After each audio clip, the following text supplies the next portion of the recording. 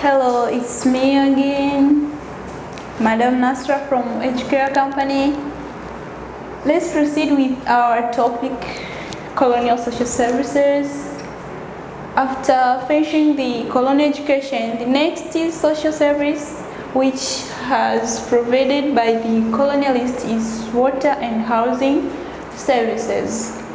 This was the distribution of water and housing services that they distributed water and houses in order to ensure that the colonialists, white settlers, they get this basic social service.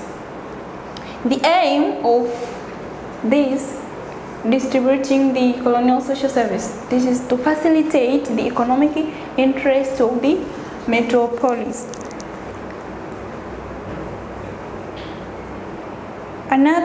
These services were provided on a ratio basis, where the Europeans were given the best and quality as opposed to Africans, that in the distribution of the water and housing services, Europeans got the better and good water and house compared to Africans. Africans ended to live in slums, but when we turn back to white settlers lived in the good houses. Those houses, some of those are used nowadays as quarter, others are national housing.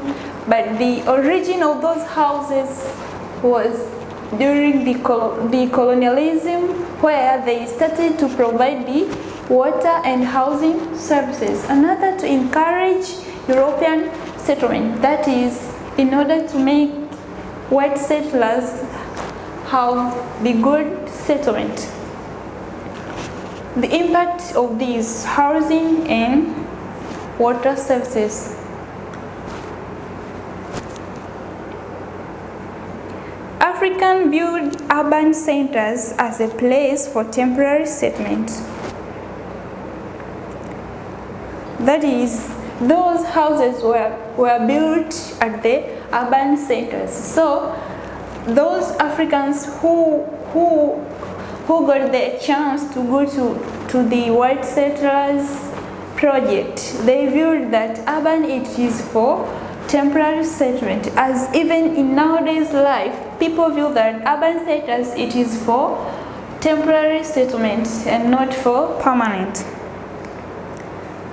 After which one would go back to the rural areas, as most of the services were provided for the Europeans. So most of those services were provided for Europeans. So for those who went to the white settlers, viewed those houses as for, first it is for white and not for Africans. Also, it is for the temporary, it's not for settlement.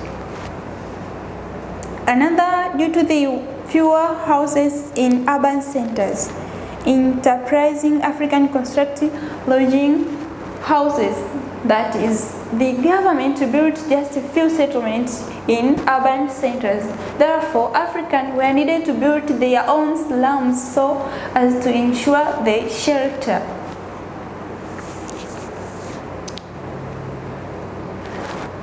The next one is slums emerged due to the lack of inadequate set, as I said before.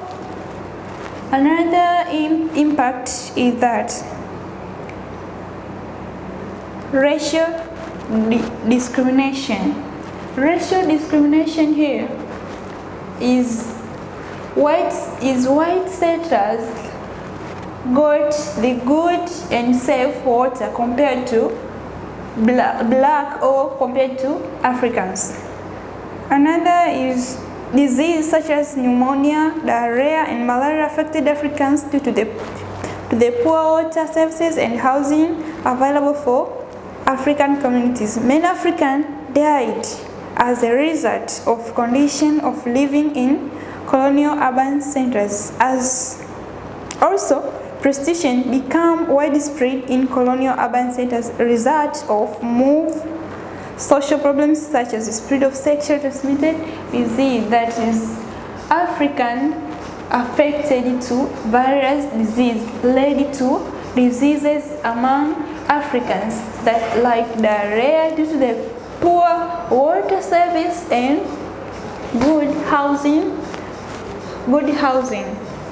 The next service provided during the colonialism is colonial health service. Provision of medical needs to the white men and colonial subjects. It was affected by the construction of government and the missionaries' hospital. This involved the provision of medical centers to the white men and colonial subjects. It was affected by the what.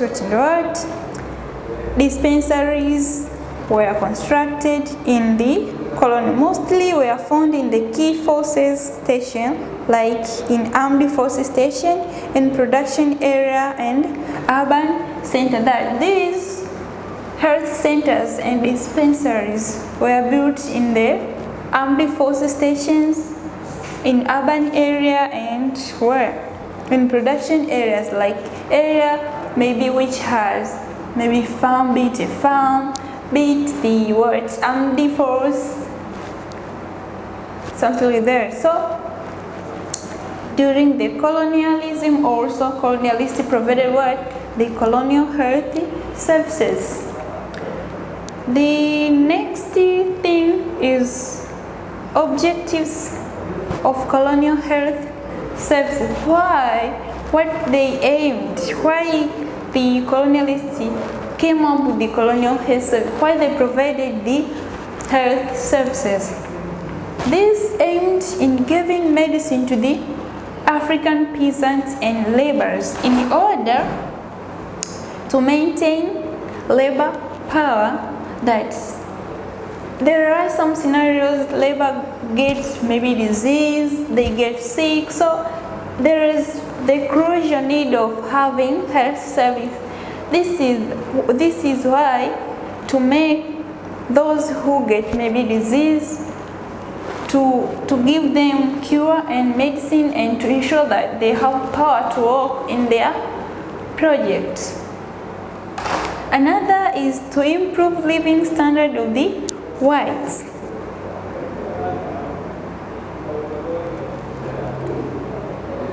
Since they received the best services than the other race. So, in order to improve the living standard of the whites, colonialists came up with the colonial health services.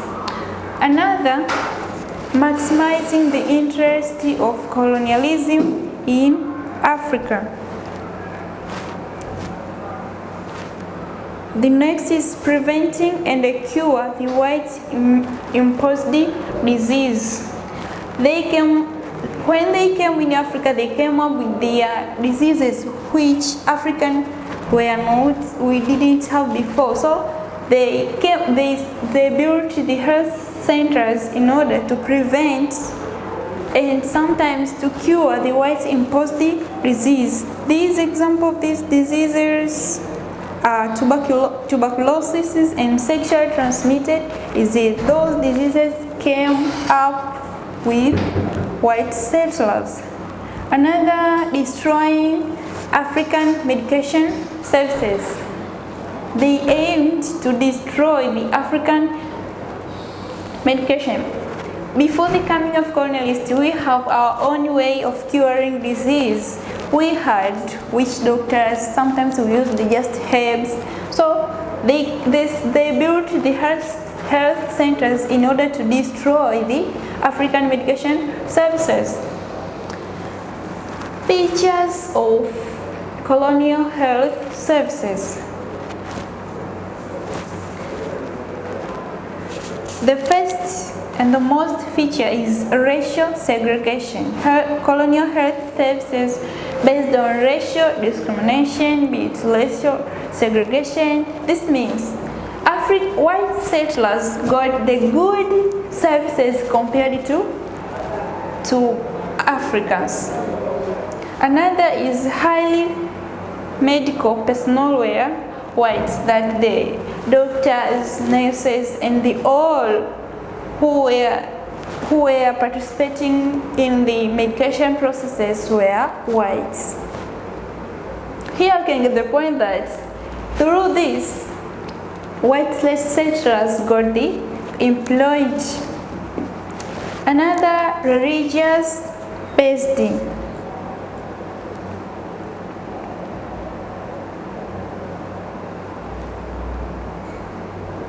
They were religious based, that is, they were Catholic hospitals, Lutheran hospitals, as some of those we have up to date.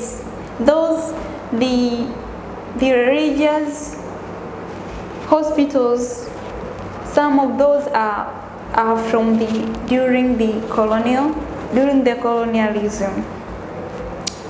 Also, most of the health centers built in urban areas. It was in urban areas, like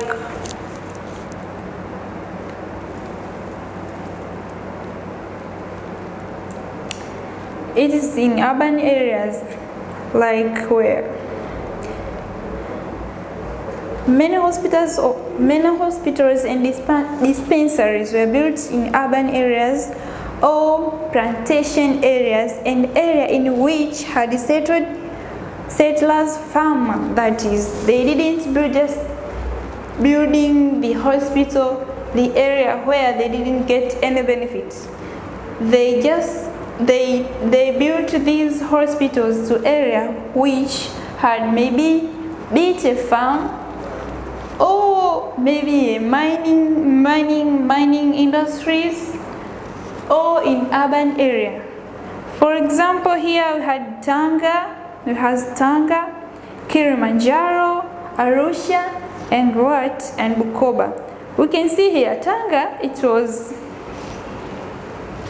famous in production of sisal. That's why the British colonialists were attracted to build hospital in those areas.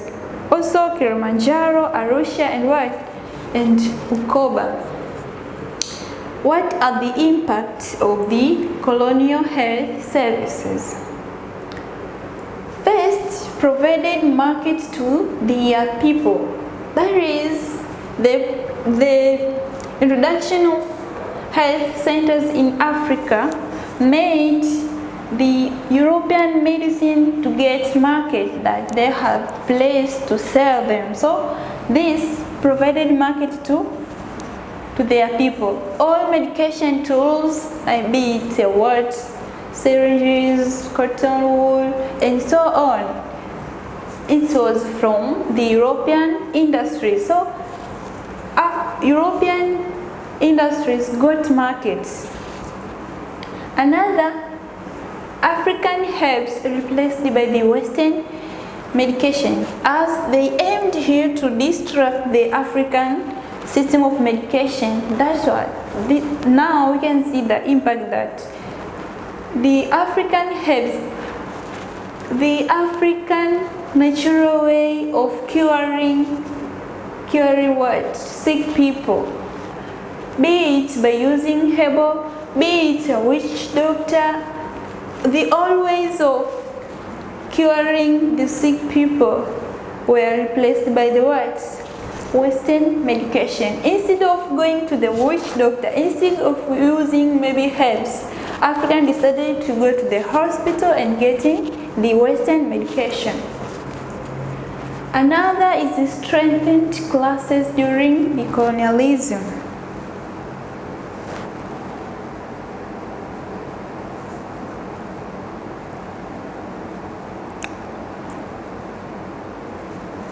That is, while civil servants, settlers, and managers got high-quality health services, while the African received the poor health services.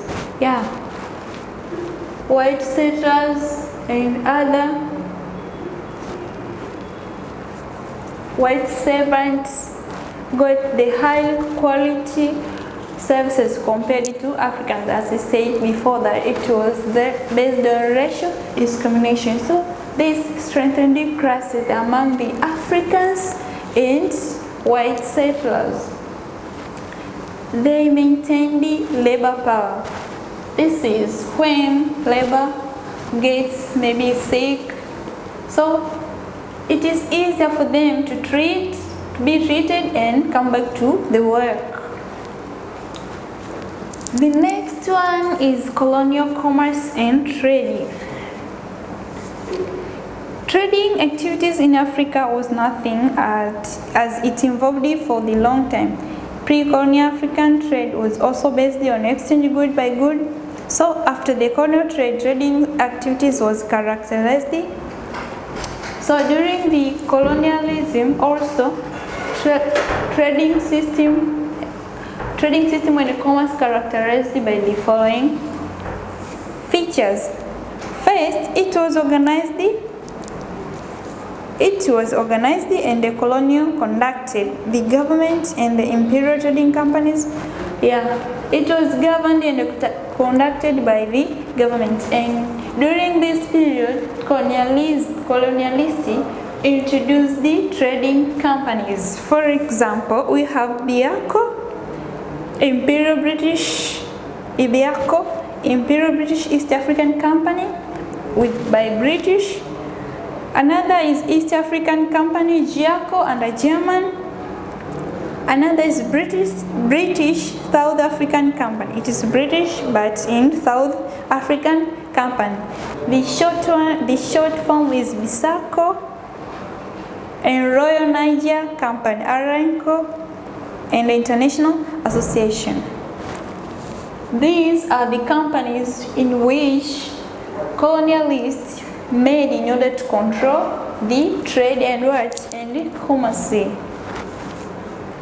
We can see that here Africans were not involved at all in the trading system.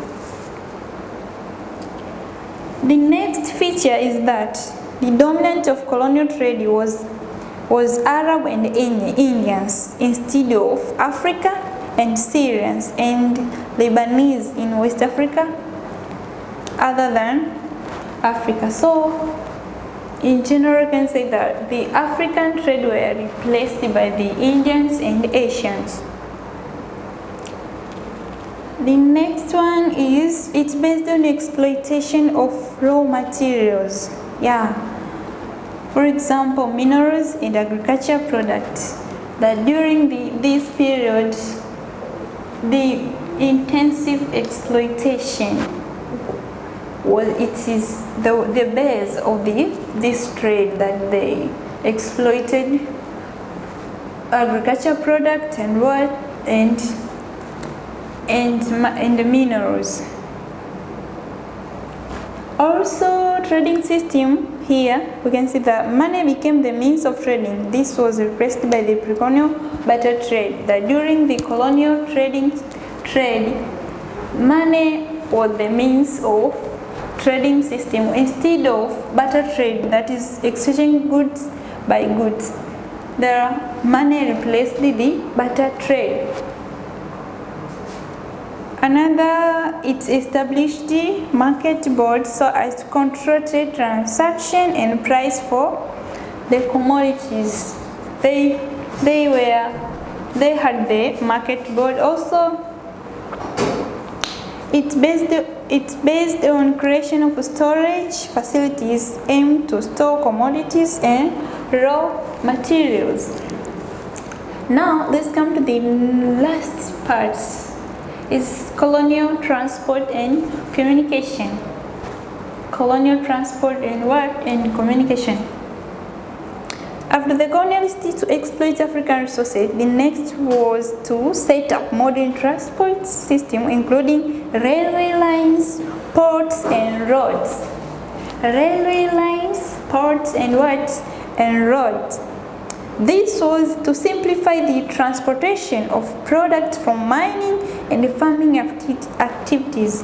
That is, during 1890 to 1926, many railways lines, roads, and to the colonialists to exploit African resources. The next stage was to build up the transport and communication system. They built ports, roads, and railways. Example of these are Mombasa Kisumu line to Uganda in 1904. Another Uganda built Jinja to Mombasa line in 1902. Dar es Salaam line from Tabora to Mwanza. They were railways. During the British and during the German and British ruling system respectively. Now we can say that we are over with the colonial social services. Let me leave you with the quiz. This quiz will help you to improve your learning standard, your learning ability. Also, it may help you in your exam. Colonial social services consolidated colonialism. This means the colonial social services just came to make sure that colonialism is more strong and stronger. Justify this statement by giving 6 points.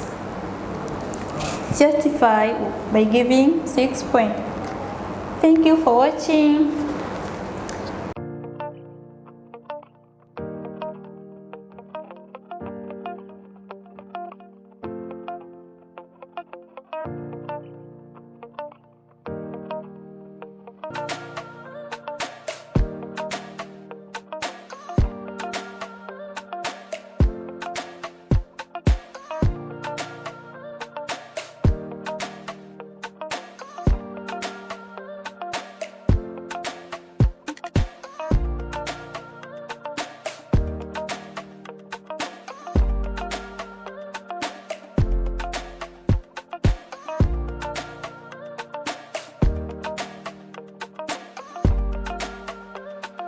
Purchase your tracks today.